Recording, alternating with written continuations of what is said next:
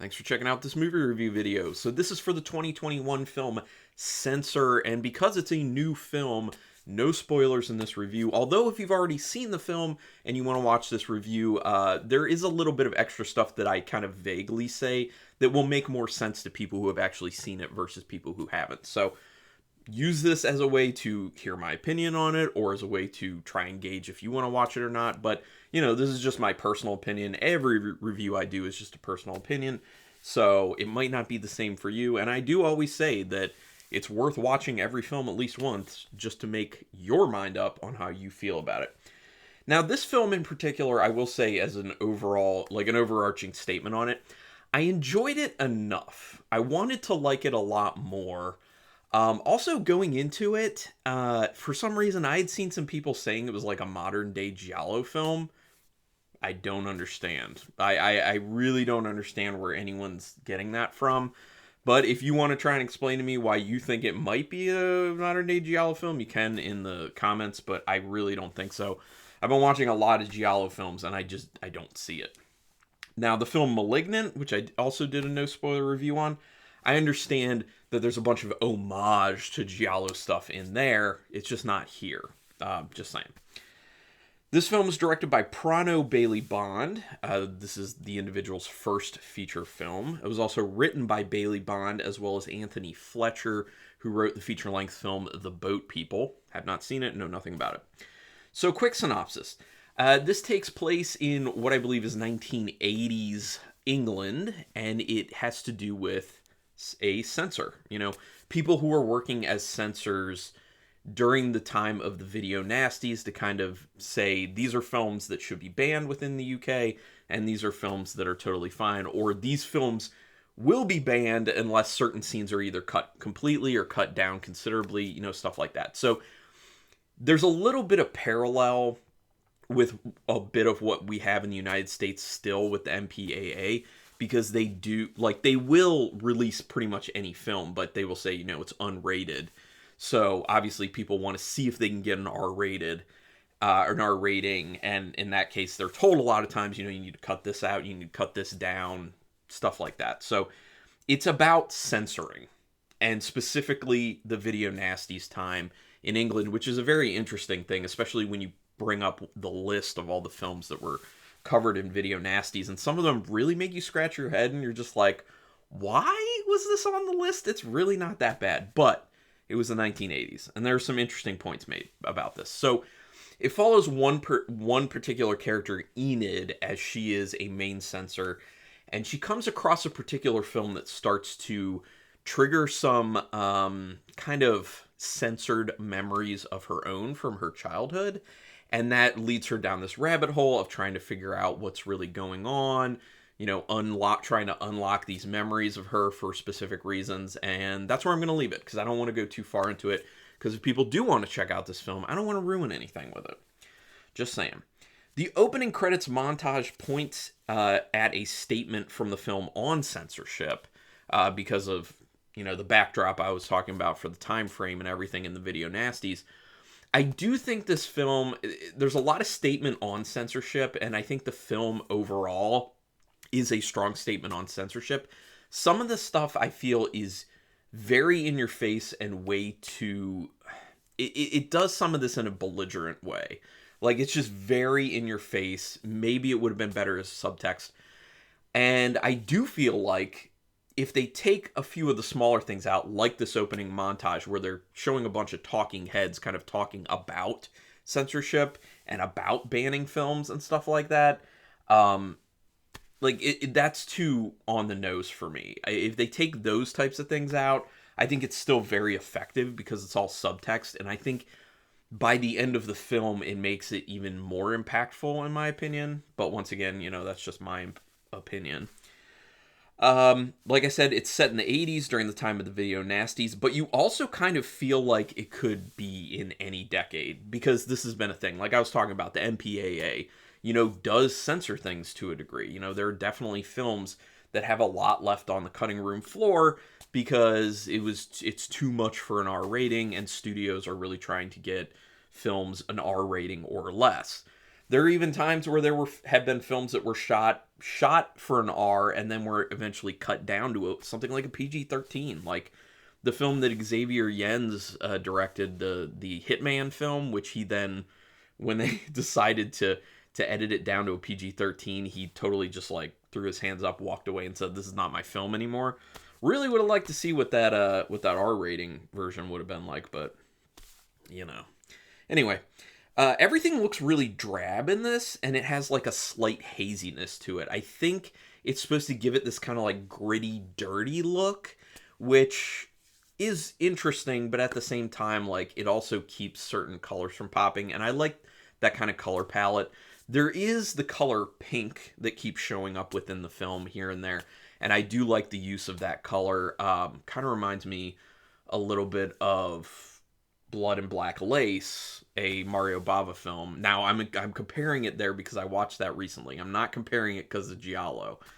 Bava did a lot with colors. Argento as well did a lot with colors. So those moments where the pink is used, it does make you think about those directors a little bit, but there's no real Giallo tie, in my opinion. Directing, acting, cinematography, and the music, pretty good. It's all pretty good. The performance for Enid was better than good, I think. Pretty demanding role. That actually, the development of the character is pretty significant as well. I mean, the change of like what the role is asking for is what I mean. There's a mystery aspect to this which drives interest, but also it doesn't drop enough new information at very good intervals, which ends up leading to some bad pacing for the film. This is my biggest problem with the film. The pacing is not very good. Not good pacing. So you get bored. You definitely get bored. Like, you understand there's like a mystery being unfolded here. There's like some weirdness thrown in with, you know, changing the way you're seeing things, some flashbacks, some kind of like dream type sequences. Like, but it's too much of like the flashbacks and the dream type sequences and not enough of this main character actually discovering things or like getting a piece of the puzzle and then moving on to something else. Like, it seems way too stretched out. This movie is a little bit less than an hour and a half, and it definitely seems like it should be edited down because that pacing is so bad. That's my biggest issue with this film. I mean, they might even be able to cut 20 minutes off this thing to make it better, but that might be stretching it a little bit, but definitely needed to be edited for pacing. There's something I didn't see coming that happens about 50 minutes into the film, but I feel like, and like I was fine with it, but at the same time it felt like it went a little too far into the realm of ridiculous to the point where it made me like, is this supposed to be parody now? Because it's so ridiculous that's where your head goes. Is like, is this like some sort of like making fun of this like parody type thing? And if that is, I think you needed to kind of set that tone up a lot earlier in the film, because it's a very serious film until you get to that 50-minute mark when that thing happens. And then you're just like, am I missing something? Like, it comes out of nowhere. And it's just like, it feels like it clashes with the rest of the film. There's a really cool shot that goes into a scene on a TV and then switches to real life. It's kind of like this slow panning thing. Like, it's like a wooded area is what's showing. It's kind of like showing trees from like a downward position looking upward at an angle. And it looks really cool. And it's just like the camera's slowly panning into the TV showing this. And then it's like it comes out the other side and it's real. And it changes the quality of what's on the screen, which really cool shot. I really did enjoy that. Would have liked to see more inspirational, like inspired cinematography like that. But that one moment was really cool. So, but the directing was good. Cinematography was good. No problems.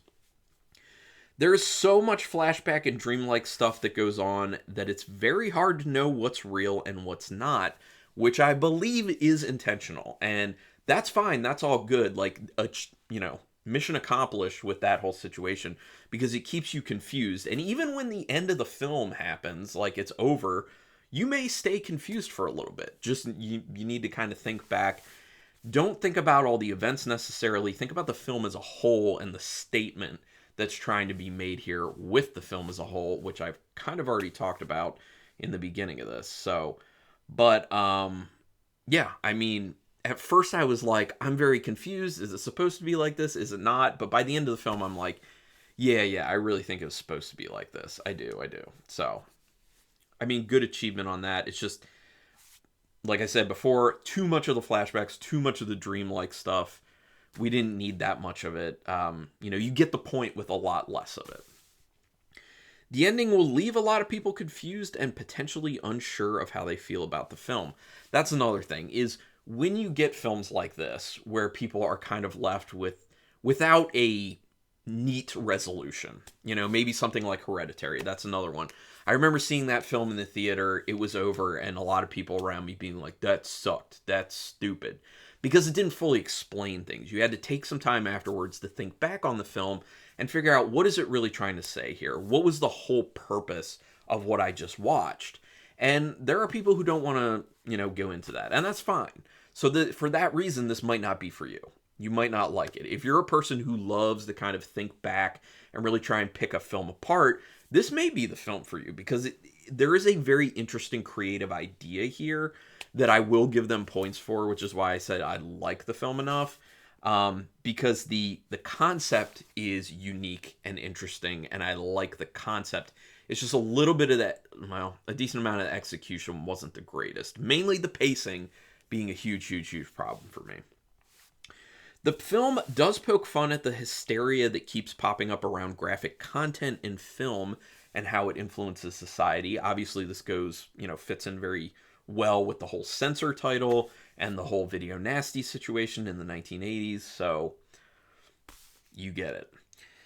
There's an interesting play on editing film and editing memories, and it's used as a way to present satire of censorship, which I believe is an intent of the overall film. And also, it kind of sets up a satire of censorship and the intention of censorship as well. It's not just about, this is the feeling on censorship. It's about the feeling on censorship plus what's the intended outcome of actual censorship. So, view it that way. I got a bit of a Twin Peaks vibe a few times during the film. Now, normally when I say that would be a really good thing, and it is, because in those little moments, it really took me back to feeling a place of Twin Peaks, and I have so much love for Twin Peaks. I mean, if you notice, everything's switched here. Up here, there is all the seasons of Twin Peaks on Blu-ray, which I'm going to rewatch. That's why it's sitting on my stack, and do review on. I'm not going to do episode by episode, but so just to point out, I love Twin Peaks. I'm all about it. So it gave me this kind of nostalgic feeling when I was seeing that. So I was like, oh, sweet. But I was hoping it would be even more Twin Peaks. It just gave me brief Twin Peaksy vibes. So there is a bit of a David Lynch type feel to it from time to time. Another thing is, it also made me think a little bit about the film The Editor by, I think, who does that? I think that's the Astron 6 folks who do the film The Editor. Now, once again, that's a comparison to it was a film that is Giallo. It's a parody of Giallo while using Giallo as homage. That film, not the case here, but there was a very similar feel to some of the things that happened. Also, the way it was shot and edited. So I got a kind of Twin Peaks, The Editor situation going on there. So I don't know if that helps anyone make decisions. I don't know if this whole review helps anyone make decisions. But if you want to talk about this film, you can go ahead in the comments, and I'm going to allow it. Go ahead, spoilers in the comments, so people know. Spoilers in the comments, totally allowed. Now, that said, do you love this? Do you hate this? Are you in between? Did I miss something? Are you thinking, I think you should like this even more? Because out of 5 stars with half stars in play, I'm giving it a 3-star rating. I thought about 3.5, but then I was just like, no, that pacing definitely takes it down to a 3 for me. So still enjoyed it, but just, would have enjoyed it a lot more with some things changed. Anyway, once again, tell me put your comments down there. Tell me your thoughts on this one. And do me a quick favor, hit subscribe. If you have already, thank you very much. I love that. trying to, build this nerdy horror community here, because where I live, I don't really have many people to talk about, at least not in geeky depth, about horror films like this. So this is what I do. Getting the comments is me fulfilling this need to kind of talk nerdy and also just doing these videos. So if you could pay me back by just subscribing, I would appreciate that. Also hit the notification bell button, because that way you'll know when I'm putting up new videos if you're interested in that. But regardless, I really do thank you for taking your time to check this video out. And until next time, keep it brutal.